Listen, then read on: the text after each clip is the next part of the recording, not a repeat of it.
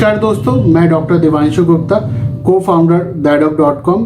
दोस्तों, dadoc.com पर आप डॉक्टर्स और हॉस्पिटल से रिलेटेड रिलायबल और ऑथेंटिक सभी इंफॉर्मेशन अवेलेबल है। इसके अलावा dadoc.com के हेल्थ ब्लॉग सेक्शन में आप अपने हेल्थ से रिलेटेड ब्लॉग्स पढ़कर बेनिफिट ले सकते हैं।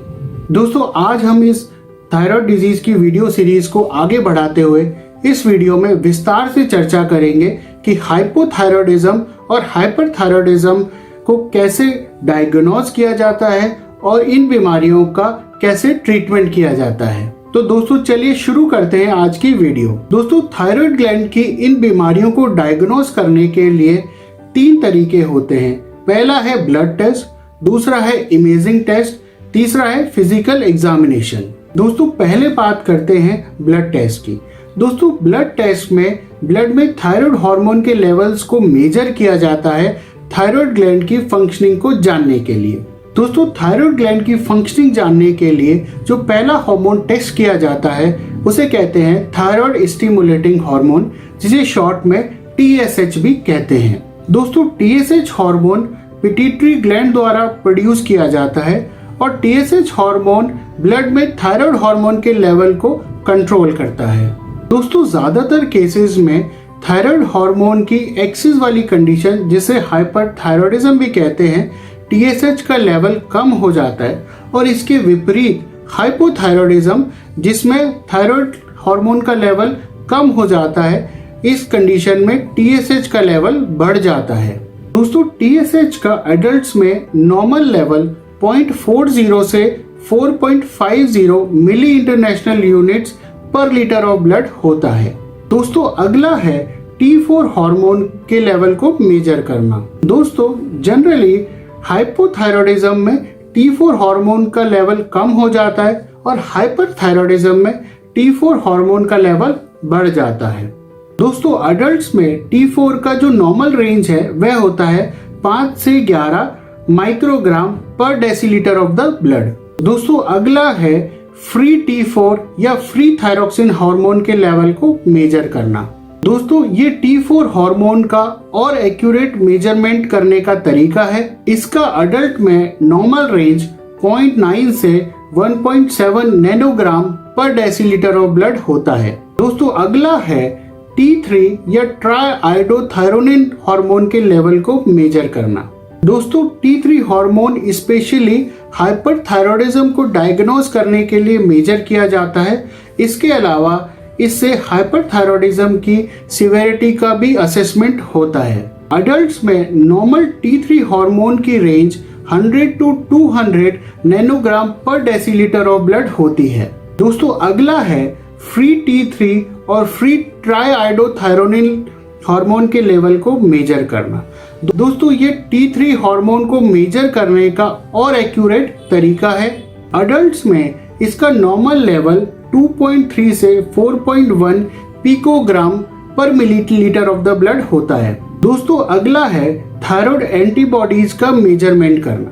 दोस्तों, थायराइड एंटीबॉडीज को मेजर करने से different type of auto immune diseases को डायग्नोज किया जा सकता है। इसमें कई तरह की एंटीबॉडीज को डिटेक्ट किया जाता है, जैसे कि थायराइड पेरोक्सिडेज एंटीबॉडीज और जिन्हें शॉर्ट में TPO एंटीबॉडीज भी कहा जाता है। अगला है thyroglobulin antibodies, thyroid receptor antibodies और थायराइड ब्लॉकिंग इम्यूनोग्लोबुलिन्स। दोस्तों, अगला है कैल्सिटोनिन के लेवल को मेजर करना।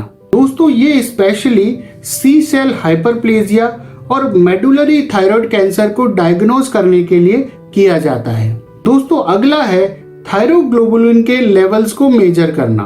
दोस्तों, थायरोग्लोबुलिन का लेवल स्पेशली थायरोइडाइटिस जैसी कंडीशन को डायग्नोज करने के लिए किया जाता है और उसके अलावा थायराइड कैंसर के ट्रीटमेंट की मॉनिटरिंग के लिए भी यह इम्पोर्टेंट होता है। दोस्तों, अगला तरीका है इमेजिंग टेस्ट। इसमें पहला है थायराइड स्कैन। दोस्तों, थायराइड स्कैन में थायराइड ग्लैंड की शेप, साइज और अगर उसमें कोई एबनॉर्मल ग्रोथ हो रही है तो उसका पता चल जाता है। दोस्तों, अगला है थायराइड ग्लैंड की अल्ट्रासाउंड। दोस्तों, थायराइड ग्लैंड की अल्ट्रासाउंड में भी अगर थायराइड ग्लैंड में कोई एबनॉर्मल ग्रोथ हो रही है उसका डिटेक्शन किया जा सकता है। दोस्तों, तीसरा तरीका है फिजिकल एग्जामिनेशन का। दोस्तों फिजिकल एग्जामिनेशन में डॉक्टर्स आपके नेक के एरिया को फील करते हैं, पैल्पेट करते हैं और असेस करते हैं थायराइड ग्लैंड की साइज को, उसकी शेप को, उसकी कंसिस्टेंसी को, और अगर उसमें कोई एबनॉर्मल ग्रोथ हो रही है तो वह भी वहां डिटेक्ट हो जाती है। दोस्तों अब बात करते हैं थायराइड ग्लैंड डिजीज के ट्रीटमेंट के बारे में। पहले बात करते हैं हाइपरथायरॉयडिज्म की। दोस्तों हाइपरथायरॉयडिज्म के लिए जो पहली दवाइयां दी जाती हैं वो है एंटी थायराइड ड्रग्स, जैसे कि मेथिमेजोल और प्रोपाइलथायोयूरेसिल। ये दवाइयां थायराइड ग्लैंड से थायराइड हार्मोन को बनने से रोक देती हैं। दोस्तों दूसरा तरीका है रेडियो एक्टिव आयोडीन का। दोस्तों radio active iodine thyroid gland के सेल्स को डैमेज कर देता है ताकि थायराइड ग्लैंड अधिक मात्रा में हार्मोन का उत्पादन ना कर सके। दोस्तों अगली दवाइयां हैं बीटा ब्लॉकर। दोस्तों ये दवाइयां थायराइड हार्मोन के प्रोडक्शन या थायराइड हार्मोन के लेवल पर तो कोई असर नहीं डालती हैं, परंतु ये हाइपरथायरॉयडिज्म के सिम्टम्स जैसे कि दिल की धड़कन तेज हो जाना इनको कंट्रोल करती हैं। दोस्तों अगला तरीका है सर्जरी। दोस्तों थायराइड ग्लैंड के सर्जिकल रिमूवल को थायराइडेक्टोमी कहते हैं। इसके बाद शरीर में थायराइड हार्मोन बनना बंद हो जाते हैं। हालांकि इस सर्जरी के बाद पेशेंट्स को life long synthetic thyroid hormone लेना पड़ता है। दोस्तों अब बात करते हैं हाइपोथायरॉयडिज्म के ट्रीटमेंट के लिए। दोस्तों हाइपोथायरॉयडिज्म के लिए एक मैन मेड या सिंथेटिक थायराइड हार्मोन की गोली या पिल प्रिस्क्राइब की जाती है, जिसे आपको सुबह खाली पेट लेना होता है। दोस्तों इसकी आपके अनुसार करेक्ट डोज फिगर आउट करने के लिए डॉक्टर्स इस दवाई को शुरू करने के 6 से 8 हफ्तों बाद TSH लेवल रिपीट कराते हैं और उसके बाद एप्रोप्रिएट डोज डिसाइड करते हैं। दोस्तों यह दवाई आपको अपने डॉक्टर के एडवाइस के बिना ना तो बंद करनी चाहिए और ना ही स्किप करनी चाहिए, अदरवाइज हाइपोथायरॉयडिज्म के सिम्टम्स दोबारा आ सकते हैं। दोस्तों उम्मीद है कि यह वीडियो आपको पसंद आएगी।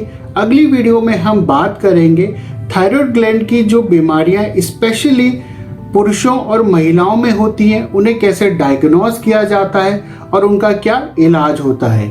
आपसे निवेदन है हमारी लेटेस्ट वीडियोस देखने के लिए कृपया हमारे चैनल को सब्सक्राइब करें।